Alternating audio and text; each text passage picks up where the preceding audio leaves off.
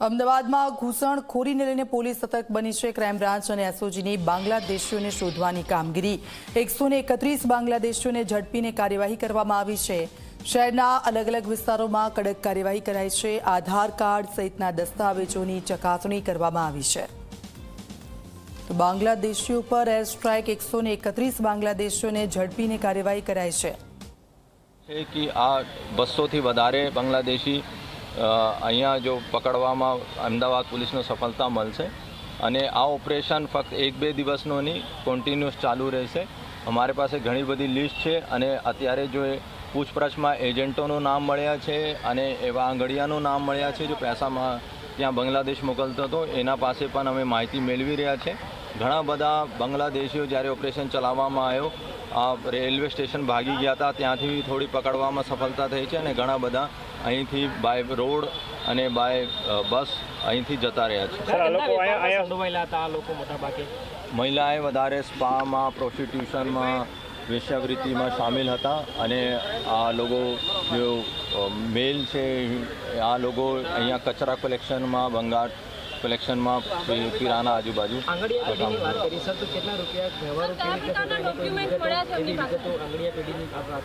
આ લોકો અહીંથી આંગડિયામાં પૈસા આપતા હતા આંગડિયા મારફતે કલકત્તા જ આવતો હતો ને કલકત્તાથી આ લોકો આગે ટ્રાન્સફર કરાવતા હતા અને ઘણી બધી એવી એપ્સ પણ છે હું શેર કરવા નથી માંગતા મીડિયા સાથે જેના મારફતે પણ આ લોકો પૈસા ટ્રાન્સફર કરે। ઓકે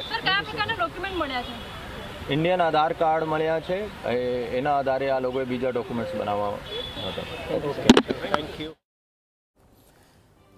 તો આપ જુઓ અલગ અલગ વિસ્તારોમાં કડક કાર્યવાહી હાથ ધરવામાં આવી છે। આ એક મેગા સર્ચ ઓપરેશન છે। અલગ અલગ વિસ્તારોમાં જઈને બાંગ્લાદેશીઓ છે તે લોકોને લાવવામાં આવી રહ્યા છે। તેમની પાસે કયા ડોક્યુમેન્ટ્સ છે તેની પણ ચકાસણી કરવામાં આવી રહી છે। અત્યાર સુધી 131 બાંગ્લાદેશીઓને ઝડપી પાડવામાં આવ્યા છે અને અમદાવાદમાં ઘૂસણખોરીને લઈને પોલીસ સતર્ક છે।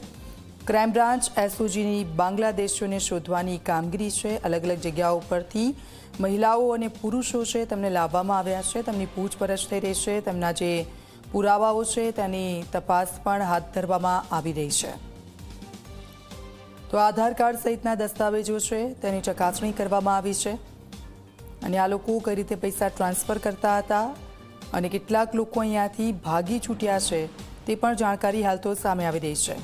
સર્ચ ઓપરેશન હજી પણ ચાલશે અને કોઈ પણ જગ્યા હોય ત્યાંથી ખૂણે ખૂણેથી જે બાંગ્લાદેશીઓ છે ગેરકાયદેસર રીતે અહીંયા રહી રહ્યા છે તે લોકોને ઝડપીને આગળની પ્રોસેસ પૂરી કરવામાં આવશે। તો શહેરના અલગ અલગ વિસ્તારોમાં કડક કાર્યવાહી હાથ ધરવામાં આવી છે। આધાર કાર્ડ સહિતના દસ્તાવેજોની ચકાસણી કરવામાં આવી રહી છે।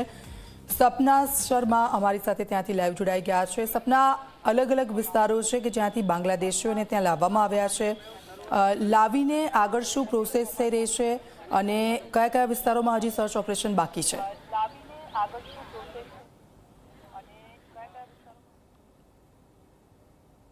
દીક્ષિતા, ક્રાઇમ બ્રાન્ચે ગઈકાલે રાત્રે 8 વાગ્યાથી ઓપરેશન શરૂ કર્યું જે મોડી સવાર સુધી ચાલુ થયું અને ઘણા બધા લોકોને અહીં ક્રાઇમ બ્રાન્ચ ખાતે જ લાવવામાં આવ્યા છે। દ્રશ્યો આપ જોઈ રહ્યા છો જે પ્રકારે ઉચ્ચ પોલીસ અધિકારી પાસેથી નિવેદન સામે આવી રહ્યું છે કે જે લોકોને પકડવામાં આવ્યા છે એમાં સૌથી વધારે મહિલાઓ છે કે જેઓ અલગ અલગ જગ્યાએ કામ કરતી હતી અને તેમની પાસે ડોક્યુમેન્ટમાં આધાર કાર્ડ, ભારતીય જે આધાર કાર્ડ છે એ મળ્યું અને તેના આધારે તેમણે બીજા પણ ડોક્યુમેન્ટ્સ બનાવ્યા। જો કે અત્યાર સુધી કુલ 161 જેટલા લોકોને પકડવામાં આવ્યા છે અને તેમના ડોક્યુમેન્ટ્સની તપાસ કરવામાં આવી રહી છે। હજી આ ઓપરેશન 2-3 દિવસ ચાલી શકે તેમ છે અને તેમાં 200થી પણ વધારે બાંગ્લાદેશીઓ બાંગ્લાદેશીઓ છે કે જેઓ ગેરકાયદેસર રીતે ભારતની બોર્ડર ક્રોસ કરીને અહીં પહોંચ્યા છે અને એ મહત્વની વાત એ છે કે આમાં બાળકોનો પણ સમાવેશ થાય છે।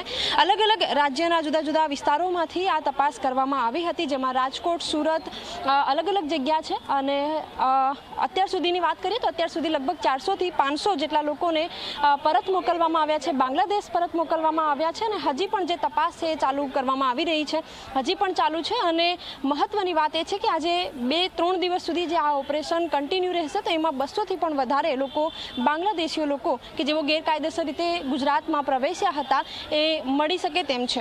જી દીક્ષિતા। બિલકુલ આભાર સપના, આપની પાસેથી અપડેટ્સ લેતા રહીશું। તો આ સર્ચ ઓપરેશન હજી પણ ચાલુ રહેશે। અલગ અલગ જગ્યાઓ પર તપાસ હાથ ધરવામાં આવી રહી છે અને બાંગ્લાદેશીઓને પકડી પાડવામાં આવ્યા છે। ભરૂચમાં પણ પોલીસ વિભાગનું મેગા સર્ચ ઓપરેશન ગેરકાયદેસર રીતે રહેતા બાંગ્લાદેશીઓ સામે કાર્યવાહી થઈ છે. જિલ્લાના અલગ અલગ વિસ્તારોમાં સર્ચ ઓપરેશન હાથ ધરાયું. શંકાસ્પદ લોકોના ઓળખ પુરાવા સહિતના દસ્તાવેજનું ચેકિંગ હાથ ધરાયું છે. તો ગેરકાયદેસર રીતે રહેતા બાંગ્લાદેશીઓ સામે કાર્યવાહી થઈ રહી છે. ભરૂચના આ દ્રશ્યો છે અને પોલીસ સ્ટેશન ખાતે તે લોકોને લાવવામાં આવ્યા છે. તેમની પાસે કયા પુરાવાઓ છે તેની પણ તપાસ થઈ રહી છે. પુરાવા સહિતના દસ્તાવેજોનું ચેકિંગ હાથ ધરવામાં આવ્યું છે. ઘૂસણખોરીને લઈને રાજકોટ પોલીસ એલર્ટ મોડમાં છે. રાજકોટ પોલીસે શંકાસ્પદ બાંગ્લાદેશીઓની અટકાયત કરી છે. 150 જેટલા શંકાસ્પદ બાંગ્લાદેશીઓની અટકાયત થઈ છે. અલગ અલગ પોલીસ સ્ટેશન વિસ્તારમાં પોલીસની આ કાર્યવાહી છે. તો આપ જુઓ, અમદાવાદ, ભરૂચ, સુરત આ તમામ જગ્યાઓ પર એક મેગા સર્ચ ઓપરેશન હાથ ધરવામાં આવ્યું અને બાંગ્લાદેશીઓ જે ગેરકાયદેસર રીતે અહીંયા રહી રહ્યા છે તે લોકોને પકડી પાડવામાં આવ્યા છે અને હવે તેમના વિરુદ્ધ જે કાર્યવાહી થઈ રહી છે અલગ અલગ પોલીસ સ્ટેશનની અંદર બોલાવીને તેમના જે દસ્તાવેજો છે તેમની પાસે કઈ રીતે તેઓ અહીંયા આવ્યા હતા તેની તપાસ થઈ રહી છે, પૂછપરછ થઈ રહી છે અને હજી પણ આ સર્ચ ઓપરેશન ચાલશે. કેટલાક લોકો પોતાના વતન ભાગી ગયા છે એવી પણ જાણકારી મળી રહી છે. સૌથી વધારે મહિલાઓ છે, એ મહિલાઓને લાવવામાં આવી છે પોલીસ સ્ટેશન ખાતે.